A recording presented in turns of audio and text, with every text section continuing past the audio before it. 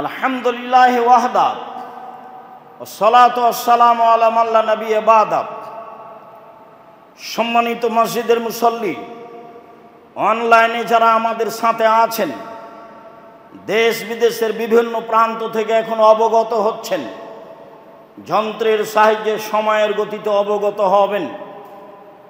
আমরা বেশ কয়েকটি জুমায় জুলুমের ব্যাপারে আলোচনা করে পৃথিবীর মানুষকে, বিশেষভাবে বাংলা ভাষাভাষী মানুষকে জুলুম থেকে বেঁচে থাকার জন্য আন্তরিকভাবে অনুরোধ জানাচ্ছি।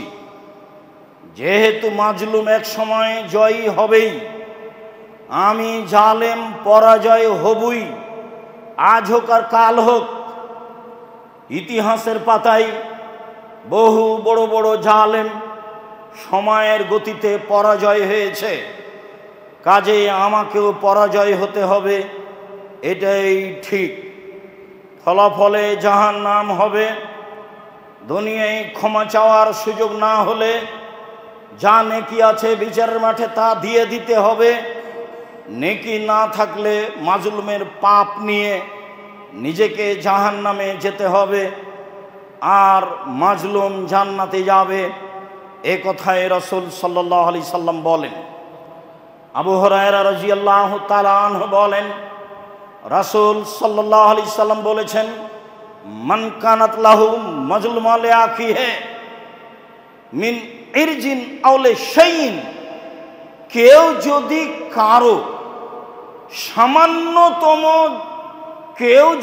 কারো উপরে সামান্যতম জুলুম করে থাকে, সেটা আর্থিক হোক, সেটা মান সম্মানের হোক, সেটা অর্থের ব্যাপারে সম্পদের ব্যাপারে হোক, সেটা মান সম্মানের ব্যাপারে হোক, ফালিয়াতাহাল্লালহু মিনহুল ইয়াওমা, আজই যেন সমাধান করে নেয়। আজকেই, এভাবে আল্লাহ নবী বলছেন, আজকেই যেন সমাধান করে নেয়। মিন কাবল আন লা ইয়াকুনা দিরহানুল্লাহ দিরহাম, ওই দিন আসার পূর্বে, যেদিন তার হাতে টাকা পয়সা থাকবে না, সেই দিন আসার পূর্বে, যেদিন তার হাতে টাকা পয়সা থাকবে না, কাউকে যদি গালিগুলোজ দিয়ে অপমান করে থাকে, সমাধা আজকেই করে নিতে হবে। বড় ভাই অন্যায় করেছে, এ কথাই ঠিক, কয়েক মাস থেকে কথা বন্ধ আছে, এ কথাও ঠিক। ছোট ভাইকে হাত ধরে ক্ষমা নিতে হবে, এটাই শরীয়ত। বড় যা বুঝেন কিনা, 3-4 ভাইয়ের বউ, তারা আপোষে যাও। বড় জায়ের অন্যায়ের কারণে কথা বন্ধ হয়েছে, কথাই ঠিক। ছোট যাকে বড় জায়ের হাত ধরে ক্ষমা নিতে হবে, এ কথাও ঠিক, এটাই শরীয়ত।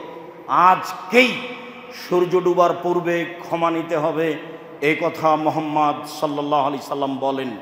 এখনই নিতে হবে, সেই দিন আসার পূর্বে, যেদিন মানুষের হাতে টাকা পয়সা থাকবে না। জুলুম বড় বিপদ। ফাইন কানা লাহু আমালুন সালেহ, যদি জালেমের কিছু নেকি থাকে, নেকি তো করতেই পারে, তো ওখে যা বেকাদরে মাজলেমাতিহি মিনহু, তার জুলুম অনুযায়ী নেকি নিয়ে নেওয়া হবে, দিয়ে মাজলুমকে দিয়ে দেওয়া হবে। ফাইন কানাত লাহুম হাসানা, ফাইন কানাত লাহুম হাসানা, যদি জালেমের নেকি না থাকে তাহলে কি হবে?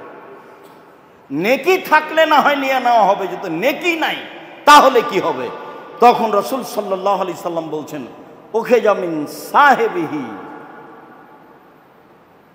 তাহলে যার উপরে জুলুম করেছে, মাজলুমের পাপ আছে, সেই পাপ নিয়ে এর উপরে চাপিয়ে দেওয়া হবে জালেমের উপরে।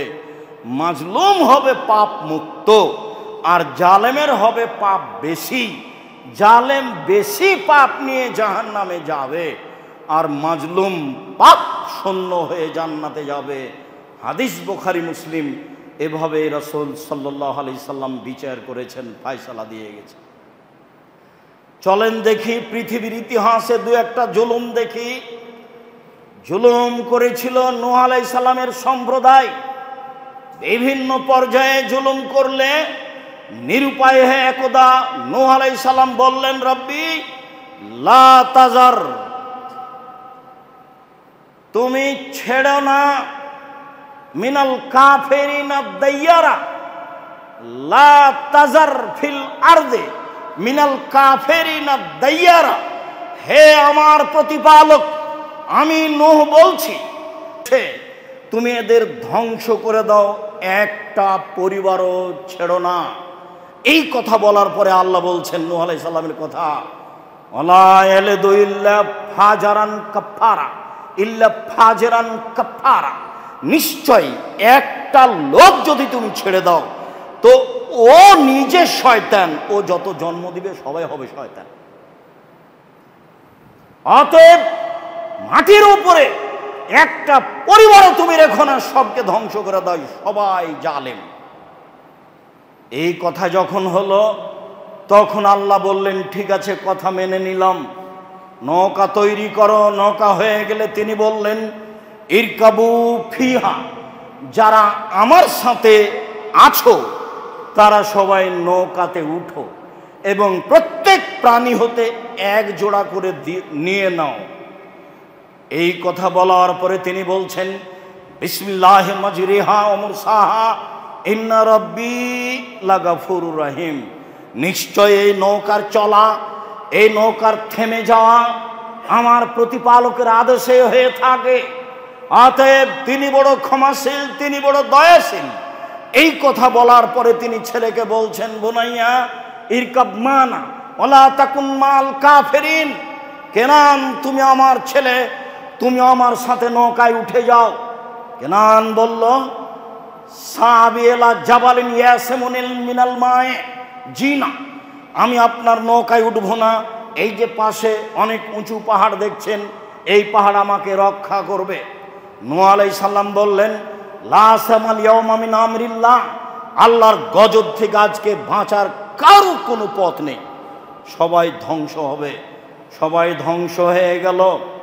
জুলুম করে টিকা যায় না বেশি দিন, এক পর্যায়ে ধ্বংস হয়ে যায়। এ কথাই ঠিক, যা ইতিহাস আর পাতাতে বহু হয়েছে। লূত আলাইহিস সালামের সম্প্রদায় জুলুম করেছিল। অনেক জুলুমের একটা জুলুম ছিল, তারা জেনা করত পুরুষে পুরুষেই। আল্লাহ তাআলা বলেন, জাআলনা আলিহা সাফিলাহা, আমি ওদের নিচের মাটিকে উপরে করে দিলাম আর উপরের মাটিকে নিচে করে দিলাম। শুধু তাই নয়, ওয়ামতারনা আলাইহা হেজারাতাম মিন সিজিলিম মিন মানজুদ, আমি চিহ্নিত পাথর, পাথরের গায়ে লেখা ছিল যার নাম পাথর তারই গায়ের উপরে পড়বে, আমি পাথরের বৃষ্টি বর্ষণ করলাম। আমি লূত আলাইহিস সালামের সম্প্রদায়কে পাথরের বৃষ্টি বর্ষণ করে ধ্বংস করে দিলাম। রক্ষা পায়নি কেউ। মহান আল্লাহ বলেন, মিনহুম মান আরসালনা আলাইহা হাসেবা, আমি বহু লোককে পাথর বর্ষণ করে ধ্বংস করেছি। অমিনহুম মান আখাযাতহু সায়হা, বহু মানুষকে বিকট শব্দ দিয়ে ধ্বংস করেছি। অমিনহুম মান খাসাফনা বিহিল আরজা, বহু মানুষকে আমি মাটিতে ধসিয়ে দিয়ে ধ্বংস করেছি।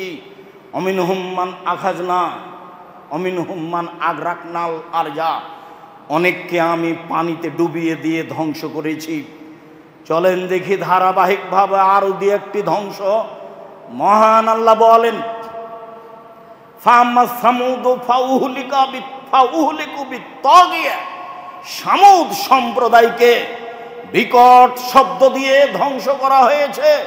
ওয়াম্মা আদুন ফাউহলিকু বিরিহিন সারসারিন আতিয়া, আর আদ সম্প্রদায়কে বিকট শব্দের অতীব ঠান্ডা ঝঞ্ঝা বায়ু দিয়ে ধ্বংস করা হয়েছে।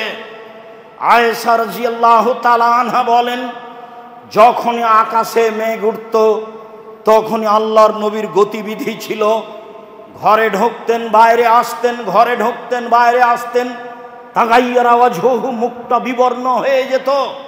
আমি বলতাম, কি ব্যাপার, বৃষ্টি হচ্ছে মানুষের কল্যাণ, আর বৃষ্টি দেখলে আপনি এমন করেন কেন?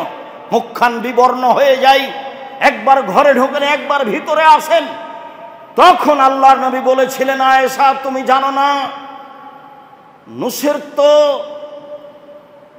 আমাকে সাহায্য করা হয়েছে পূর্ব দিকের বাতাস দিয়ে, উহলেকাত আদুন বিদ্যাবুরে, পশ্চিম দিকের বাতাস ঝঞ্ঝা বায়ু দিয়ে আদ সম্প্রদায়কে ধ্বংস করা হয়েছে।